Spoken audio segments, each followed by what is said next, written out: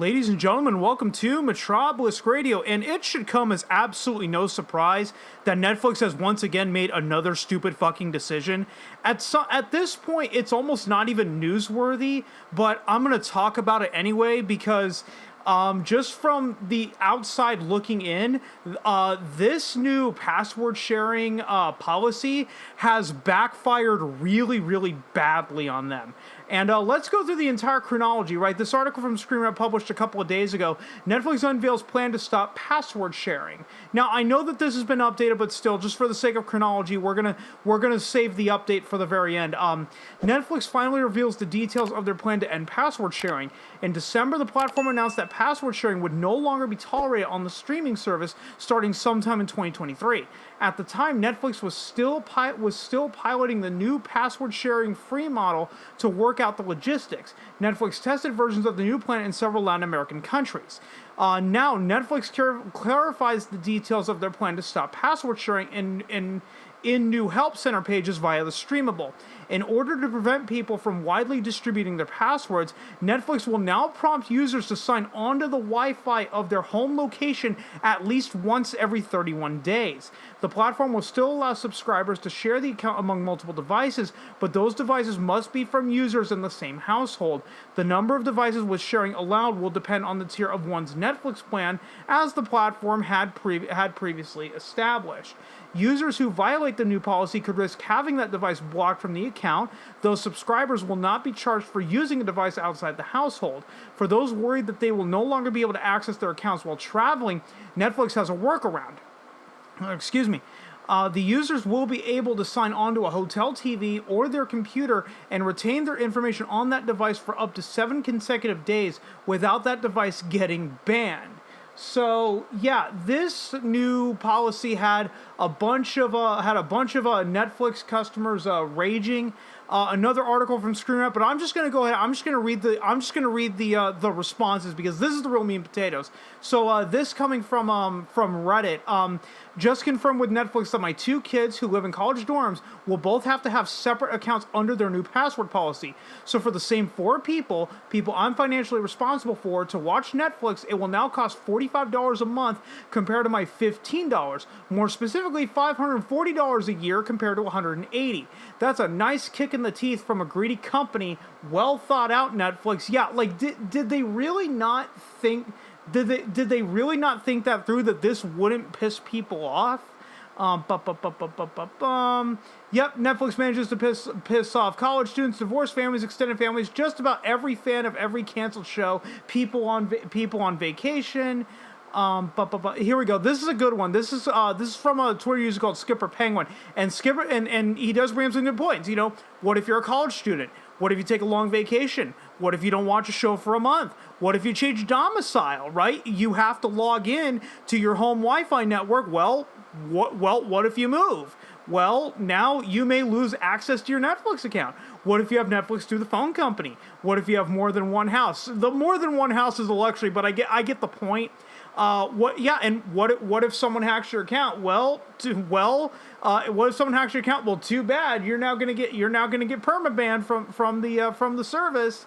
Yeah, Netflix still has the mindset that they're the only streamer around. Like, no, people will definitely use another app. Oh, they'll find other ways. And here's one from Philip DeFranco himself.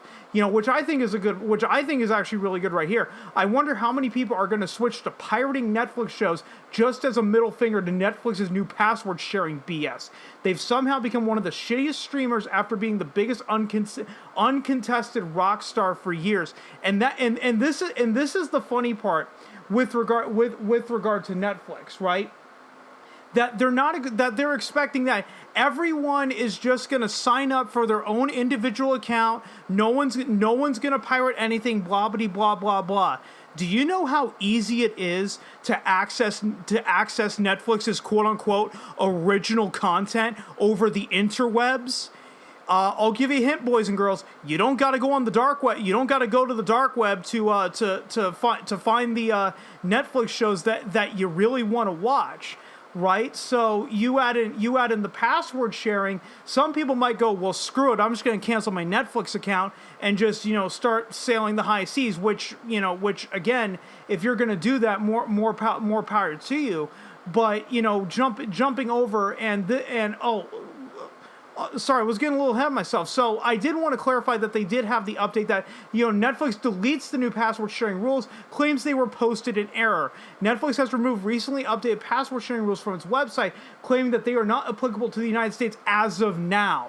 So this policy right here of you have to sign into your home Wi-Fi once every 31 days. And, if you don't, then you're going to get kicked off. You go on a long vacation, too bad. So now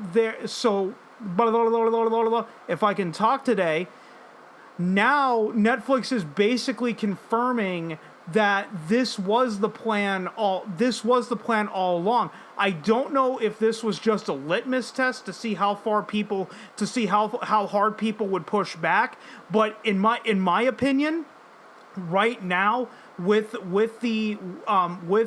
this policy change, the damage is already done. And let's go back to the Twitters, because this is a good point. This is a good point right here from a tweet. The funniest thing about this whole Netflix debacle is that they think password sharing is what's losing them money, when in fact it's the dwindling selection and canceling popular shows after like one season.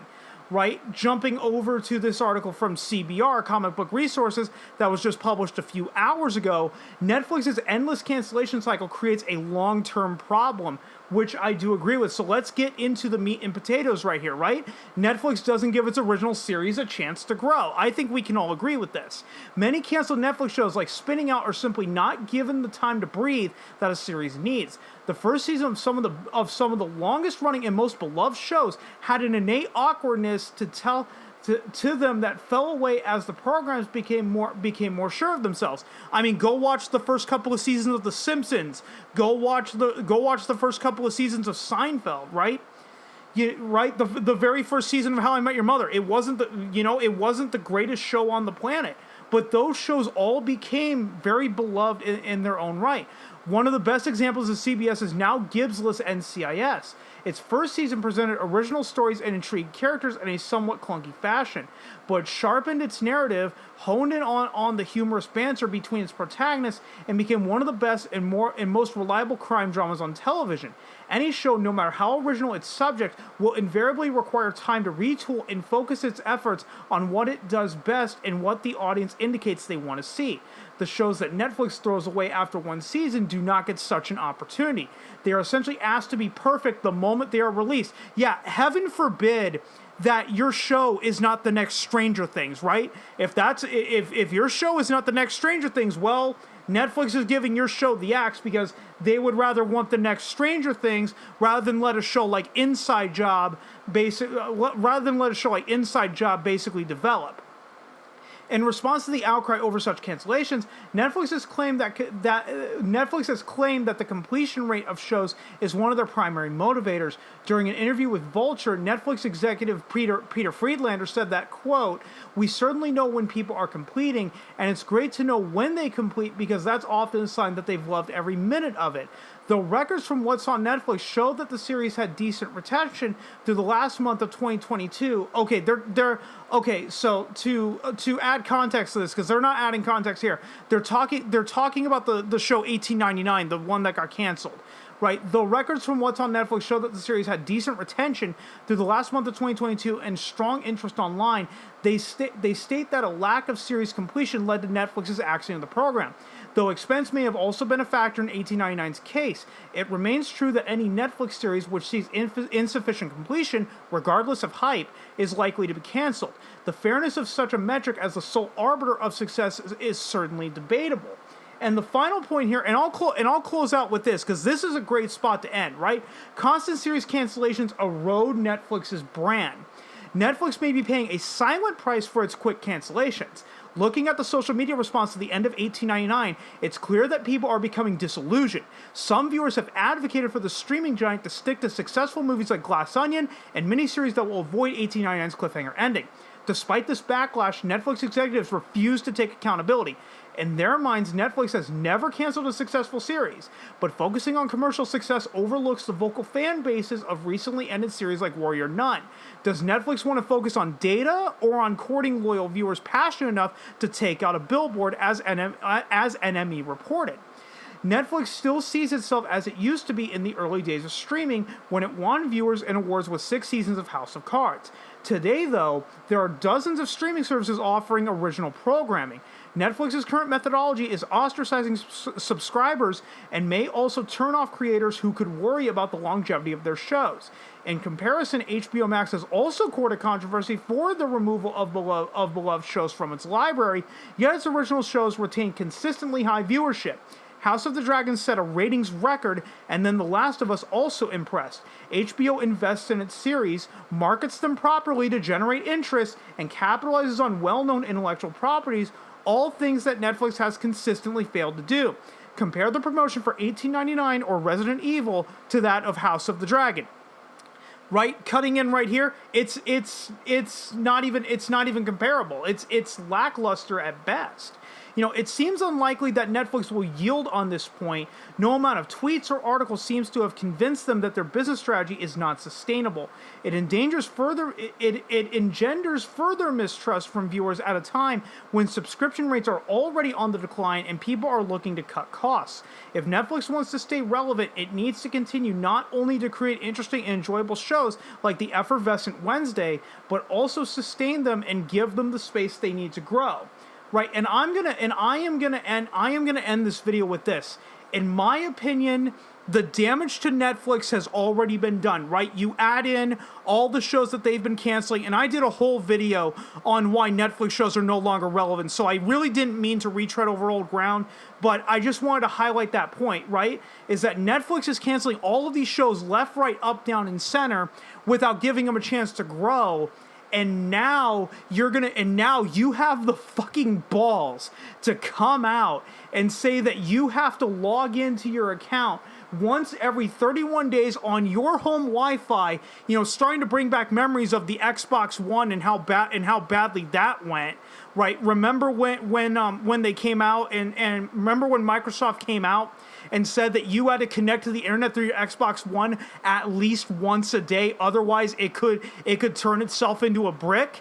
Pepperidge Farm remembers. So this right here, this policy, now yes, they did update it and said that it was posted in error, but they were claiming that it was not applicable to the US as of now. So they did plan on bringing it over, is basically what this confirms. Right, I could foresee that this could push enough people over the edge of that cliff, and what Philip DeFranco said in his tweet of, I wonder how many people are going to switch to pirating Netflix shows just as a middle finger to Netflix's new password sharing BS. They've somehow become one of the shittiest streamers after being the biggest uncontested rock star for years. And believe you me, buddy, never underestimate the power of a fuck you. And guys, I'm going to go ahead and end this right here before I drag this out way longer than it needs to be. If you stuck around this long, thanks so much for doing so. And if you've been following me long enough, you know I'm terrible at ending these videos, so I will just see you guys next time.